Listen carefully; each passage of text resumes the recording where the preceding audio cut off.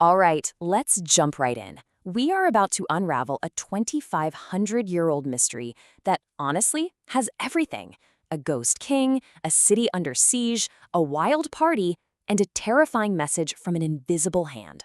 You know, for centuries, this whole story was just written off as a myth, until a stunning discovery in the desert sands changed literally everything.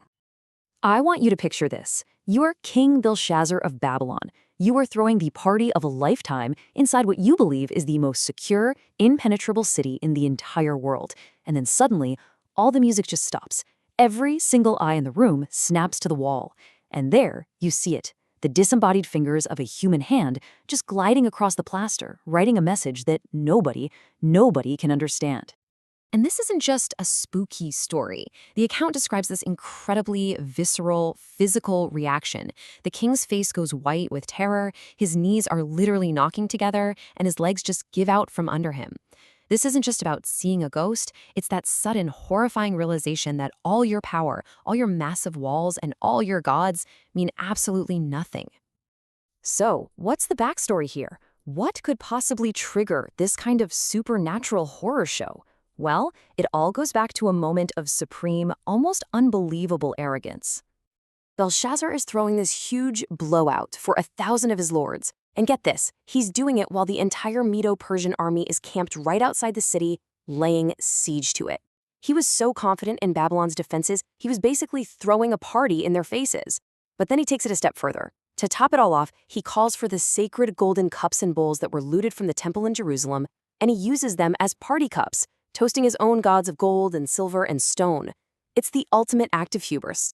Now, as dramatic as that whole scene is, for a very, very long time, historians had a massive problem with it. And that problem was Belshazzar himself. For more than 2,000 years, if you looked at any official king list from ancient Babylon, anywhere besides the Book of Daniel, the name Belshazzar was just gone, nowhere to be found. History said the last king of Babylon was a man named Nabonidas.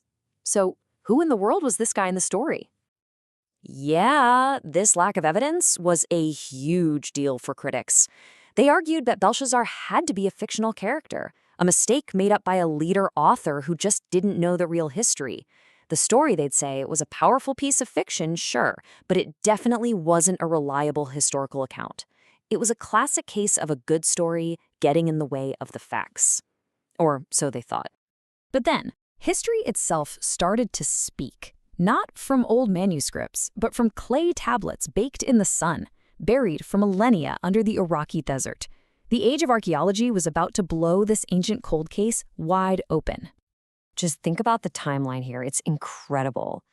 The event takes place around 539 BC, and for nearly 2,400 years, there's just silence.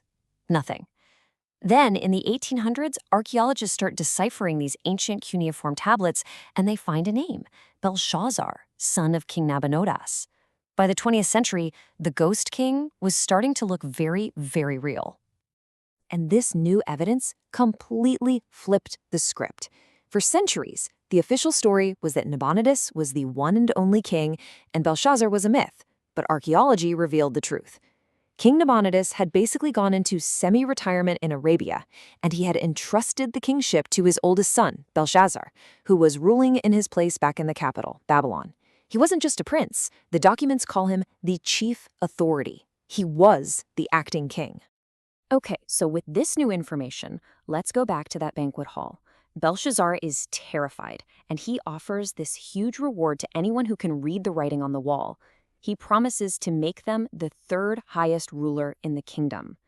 And that one tiny detail, that specific number, turns out to be the smoking gun. I mean, think about it.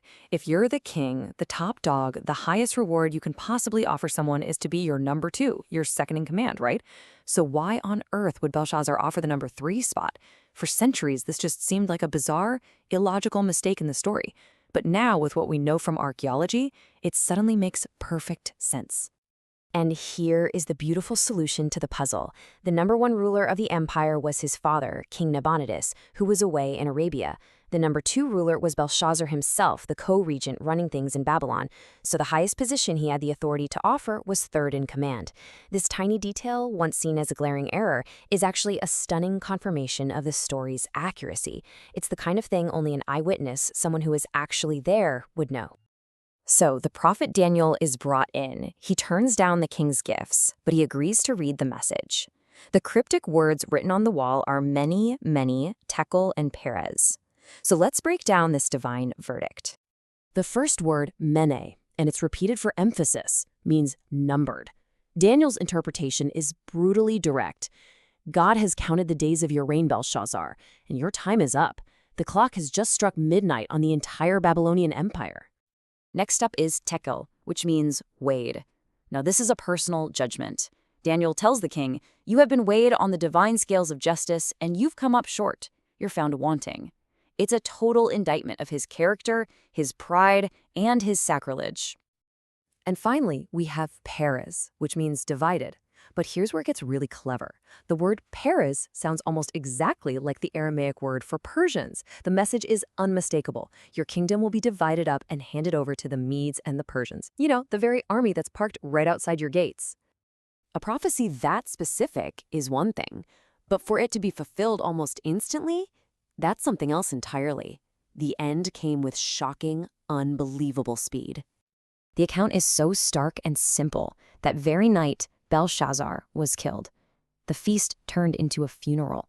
The Babylonian Empire, this golden kingdom that seemed like it would last forever, fell in a single night. And here's the amazing part. History actually confirms how it happened. The Greek historian Herodotus, writing not long after, says that Babylon was captured during a citywide festival, just like the story describes. The Persian army used this brilliant tactic. They diverted the flow of the massive Euphrates River, which ran right underneath the city walls. As the water level dropped to just about thigh deep, their soldiers just waded in under the river gates and into a city that was celebrating, totally oblivious. The party was over. So, the story of the ghost king who never existed becomes the story of a real king, confirmed by archaeology right down to the smallest, most unlikely detail. It just makes you wonder, right? How many other ancient myths are really just history that we haven't found a shovel for yet?